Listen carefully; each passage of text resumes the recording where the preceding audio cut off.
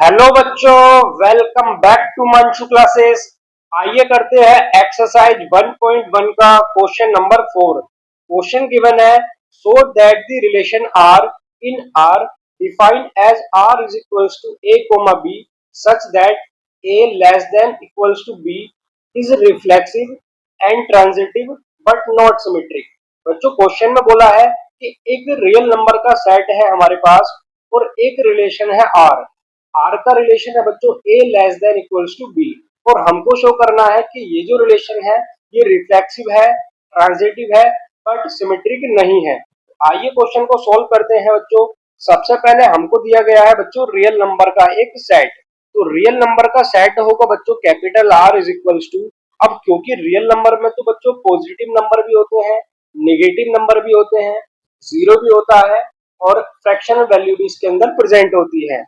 सो relation number का real number का set हो जाएगा बच्चों 0 comma plus minus 1 comma plus minus 2 plus minus 3 as so on. और बच्चों यहाँ पर फ्रैक्शनल वैल्यू 1/2, 1/3 या 3/4 इस तरीके की वैल्यूज भी हो सकती हैं। और यहाँ पर बच्चों डेसिमल वैल्यू भी हो सकती है। मान लीजिए यहाँ पर हो सकता है 2.35 या 2.34, या फिर बच्चों यहाँ पर हो सकता है कोई भी रूट वाली वैल्यू √2 या √3। इस तरीके की सभी वैल्यूज इस रिलेशन आर के अंदर प्रेजेंट हो सकती हैं। सो बच्चों एक रिलेशन हमको दिया है। अब रिलेशन है बच्चों आर इज इक्वल्स टू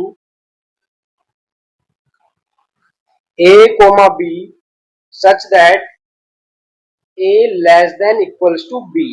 बच्चों इसका मतलब है कि ये जो रिलेशन आर है, यहाँ पर जो ए की वैल्यू है या तो वो बी से छोटी है या फिर बी के इक्वल है।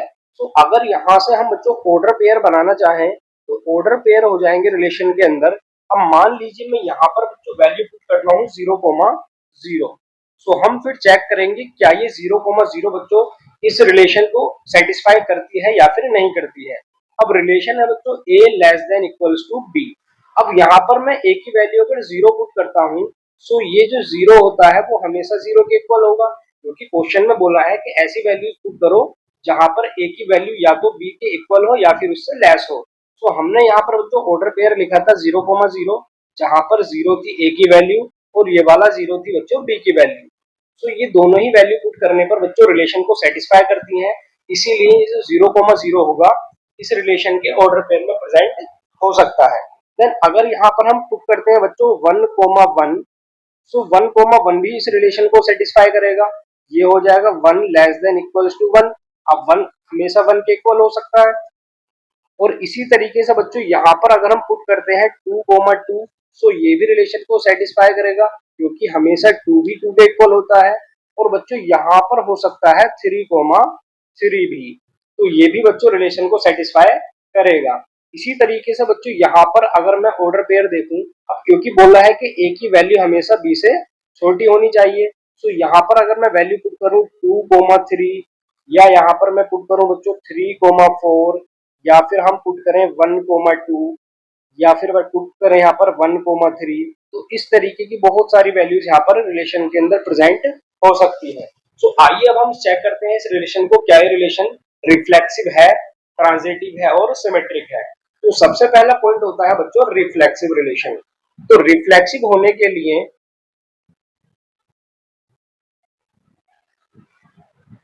बच्चों रिफ्लेक्सिव होने के लिए कंडीशन होती है कि अगर किसी भी रिलेशन के अंदर डोमेन और रेंज दोनों की ही वैल्यू सेम हो, यानी कि ए कोमा ए कोई इस तरीके का ऑर्डर पेयर हो और वो रिलेशन के अंदर प्रेजेंट हो, देन हम कह सकते हैं कि वो रिलेशन होगा रिफ्लेक्सिव रिलेशन। तो यहाँ पर तो बच्चों बहुत सारी इस तरीके की वैल्यू है जहां पर दोनों ही एलिमेंट 0 है। ए कोमा ए ये है बच्चों 1,1, 0,1, 0,0, 2,2, 3,3, और इसी तरीके से 4,4, 5,5, ये सारे ही बच्चों इस रिलेशन के अंदर प्रेजेंट हो सकते हैं।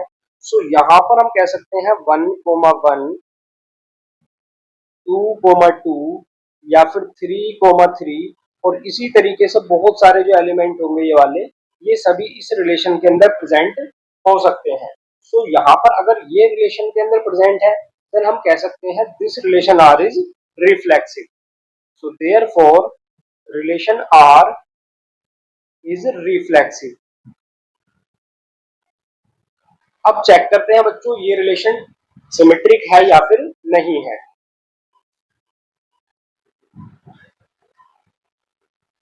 बच्चों सिमेट्रिक रिलेशन होने के लिए कंडीशन होती है हमारे पास कि अगर किसी रिलेशन के अंदर एक order pair a comma b present है, देन उस ऑर्डर पेयर का उल्टा यानी कि बी कोमा ए भी रिलेशन के अंदर प्रेजेंट होना चाहिए। अगर ये कंडीशन रिलेशन में फॉलो होती है देन हम कह सकते हैं कि वो रिलेशन सिमेट्रिक होगा। यहाँ पर बच्चों चेक करते हैं, जैसे कि फर्स्ट अगर यहाँ पर हम बच्चों नोट कर रहे थे, मान लीजिए ये है हमारे पास 2,3।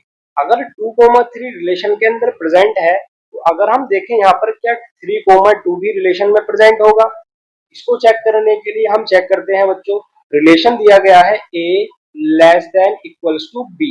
अगर यहाँ से a की वैल्यू हम 3 पुट करते हैं और b की वैल्यू को 2 पुट करते हैं बच्चों, तो ये हो जाएगा 3 less than equals to b यानी कि 2। यहाँ पर बच्चों ये कंडीशन फॉलो नहीं होती है रिलेशन के अंदर, क्योंकि कभी भी 3 2 से लेस नहीं होता है और ना ही इसके इक्वल होता है। यहाँ से हम कह सकते हैं this order pair 3,2 is not belongs to relation R. अगर ये बच्चों रिलेशन से यहाँ पर बिलोंग नहीं करता है देन हम कह सकते हैं कि ये रिलेशन सिमेट्रिक नहीं होगा। Therefore, relation R is not symmetric। ये रिलेशन बच्चों सिमेट्रिक नहीं होगा। आइए थर्ड पार्ट करते हैं इसका। तो थर्ड पार्ट होता है बच्चों ट्रांजिटिव रिलेशन।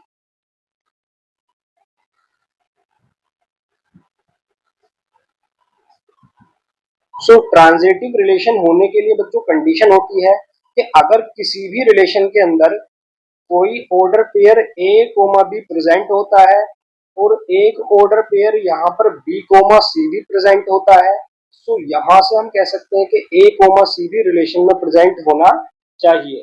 अगर ये ए कोमा सी भी रिलेशन के अंदर प्रेजेंट होता है देन हम कह सकते हैं कि वो रिलेशन ट्रांजिटिव होगा।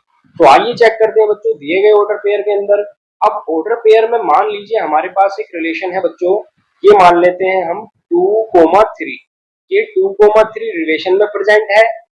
अगर हम देखें बच्चों एक और यहाँ पर 3,4, तो ये 3,4 भी बच्चों रिलेशन के अंदर प्रेजेंट हो सकता है, क्योंकि ये 3,4 दिए गए रिलेशन को सेटिस्फाई करेगा, क्योंकि रिलेशन था बच्चों a less than equals to b। तो अगर मैं यहाँ पर a की वैल्यू 3 पुट करूं और b की वैल्यू को पुट कर दूं बच्चों 4, सो ये हो जाएगा 3 लेस देन इक्वल्स टू 4, जो कि बच्चों दिए गए रिलेशन को सेटिस्फाई करता है, क्योंकि a की वैल्यू हमेशा लेस है या तो b से, तो 3 बच्चों लेस होता है 4 से। तो ये 3,4 रिलेशन को सेटिस्फाई करेगा, इसीलिए ये 3,4 भी बच्चों रिलेशन के अंदर प्रेजेंट होगा। अब यहाँ पर हम चेक करते हैं क्या ये 2,4 भी रिलेशन के अंदर प्रेजेंट होगा या फिर नहीं होगा। यहाँ से अगर हम देखें बच्चों 2,4 को, अगर इस रिलेशन के अंदर मैं a की वैल्यू 2 पुट कर देता हूँ तो ये हो जाएगा 2 लेस देन इक्वल्स टू 4। बच्चों ये तो रिलेशन को सेटिस्फाई करता है, क्योंकि 2 जो वैल्यू है वो a की वैल्यू है और जो 4 है बच्चों वो है b की वैल्यू। तो रिलेशन हमको दिया गया था कि a हमेशा b से छोटा होना चाहिए, तो ये जो 2 है 4 से छोटा है, इसका मतलब ये रिलेशन को सेटिस्फाई करता है। तो अगर ये रिलेशन को सेटिस्फाई करता है तो हम कह सकते हैं 2,4 बिलोंग्स टू रिलेशन। अगर ये रिलेशन को बच्चों बिलोंग करता है तो हम कह सकते हैं therefore relation R is transitive. तो यही हमको बच्चों क्वेश्चन के अंदर प्रूफ करना था कि ये जो रिलेशन है रिफ्लेक्सिव है, ट्रांजिटिव है, बट सिमेट्रिक नहीं है।